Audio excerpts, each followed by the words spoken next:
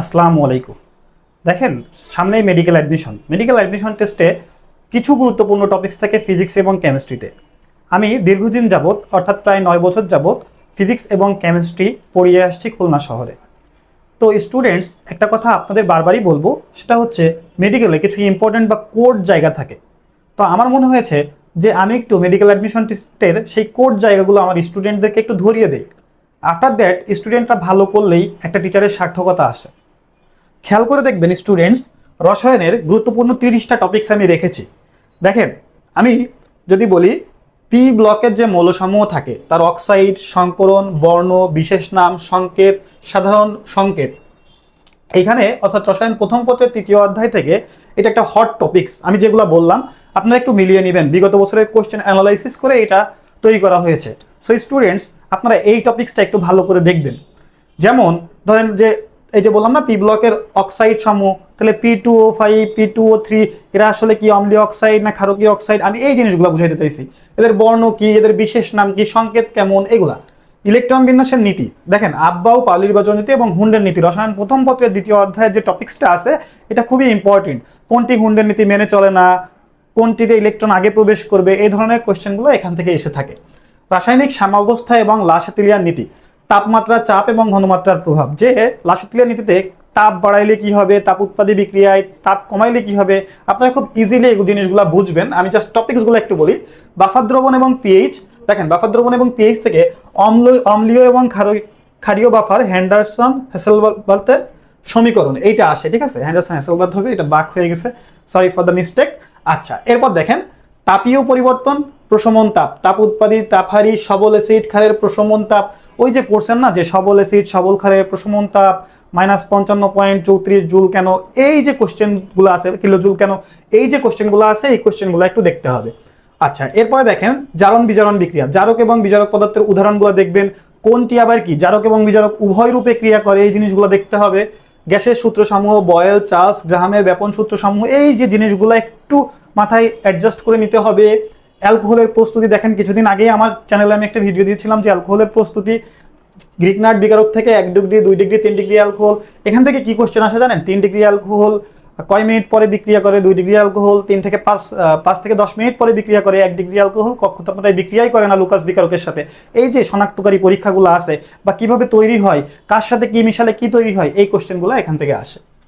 Students, এরপর aromatic যৌগ, বেনজিনের carbon সংখ্যা, হ্যাকেল নিয়ম, অ্যারোমেটিসিটি, এগুলো পড়তে হবে, ঠিক আছে। তড়িৎ কোষ, তড়িৎদ্বার বিভব, প্রমাণ, হাইড্রোজেন তড়িৎদ্বার, অ্যানোড ক্যাথোড, এগুলো খুবই ইম্পর্টেন্ট। রসায়ন 2য় পত্রে 4র্থ অধ্যায়, দেখেন পাশে আমি অধ্যায় মার্ক করে দিয়েছি।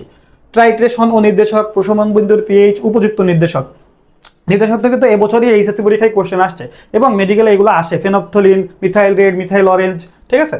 এরপর দেখেন পরিমাণগত রসায়নের ম্যাথ, মোল এবং মোলারিটি, মানে ম্যাথ আসলে কিন্তু এই পরিমাণগত রসায়ন টপিক্সটাকেই সবাই হচ্ছে কি করে চুজ করে। ঢাকা ইউনিভার্সিটিও কিন্তু এখান থেকে ম্যাথ চুজ করে। সো এরপরে আছে কি দেখেন নামীয় বিক্রিয়া, অ্যালডোল ঘনীভবন, ক্যানিচরো বিক্রিয়া। আমি আরো একটা বিক্রিয়ার নাম বলে যাব, সেটা হচ্ছে কি আয়োডোফর্ম বিক্রিয়া, ঠিক আছে। এইগুলো একটু ভালোভাবে দেখবেন। আচ্ছা, পরিবেশ দূষণ ও ভারী ধাতু, আর্সেনিকের মাত্রা, ওই যে আছে না যে ইটাই রোগ হয় কার মাধ্যমে, ঠিক আছে, ওই যে লেড, ক্রোমিয়াম, ক্যাডমিয়াম, এদের প্রত্যেকটা জিনিস আপনাকে এখান থেকে পড়তে হবে। তারপরে অ্যামিনের ক্ষারকত্বের ক্রম, 1 ডিগ্রি 2 ডিগ্রি 3 ডিগ্রি অ্যামিনের ক্ষারকত্বের ক্রম, তো এটা হচ্ছে কি আগের বছরই খুলনা ভার্সিটিতে আসছিল, 2 ডিগ্রি 1 ডিগ্রি 3 ডিগ্রি, ঠিক আছে। এই জিনিসগুলো একটু মাথায় রাখবেন আপনারা। আচ্ছা, অ্যালডিহাইড কিটোনের শনাক্তকরণ পরীক্ষা, মেইনলি এই যে শনাক্তকরণ লেখা আছে, শনাক্তকারী পরীক্ষা যদি বলা হয় তাহলে এটা হবে কি জানেন? শনাক্তকারী পরীক্ষা বললে হবে কি 2,4-DNPH, ডাইনাইট্রোফিনাইল হাইড্রোজিন, ঠিক আছে। কিন্তু যদি হচ্ছে এখানে পার্থক্য সূচক পরীক্ষা বলতো তাহলে টলেন বিকারক আর ফেলিং দ্রবণ হইতো। অ্যাকচুয়ালি মেইনলি এটা মনে হয় আমার টাইপিং মিস্টেক। সো শনাক্তকারী পরীক্ষা কোনটা দিয়ে করা হয় এবং পার্থক্য সূচক পরীক্ষা কোনটা দিয়ে করা হয় এটা একটু আপনারা দেখবেন। আচ্ছা, এরপরে হচ্ছে সংকরায়ন, আকৃতি এবং বন্ধন কোণ, কোনটার আকৃতি কেমন, কোনটার বন্ধন কোণ কেমন, কোনটা ব্যতিক্রম আসছে বইয়ে, বিশেষ করে হাজারিন আক্সারের বইটা একটু বেশি ভালো করে দেখবেন। আচ্ছা, এরপরে হচ্ছে মৌলসমূহের পর্যায়বৃত্ত ধর্ম, আয়নীকরণ শক্তি, তড়িৎ ঋণাত্মকতা, ইলেকট্রন আসক্তি। আচ্ছা, ফাজানের নীতি থেকে ম্যাক্সিমাম পোলারায়ন গলনাঙ্ক এবং স্ফুটনাঙ্কের ক্রমগুলা এসে থাকে। এরপরে যদি আপনারা দেখেন কার্বক্সিলিক অ্যাসিড, সম্পৃক্ত, অসম্পৃক্ত এবং শনাক্তকারী বিক্রিয়া, অর্থপ্যারা ও মেটা নির্দেশক উদাহরণ, ঠিক আছে। অর্থপ্যারা মেটা নির্দেশকের একটা উদাহরণ আছে, সেই উদাহরণগুলো যদি আপনি সুন্দর করে পড়ে যেতে পারেন, এই যে কয়টা টপিকস আমি দিলাম আপনাকে 21টা।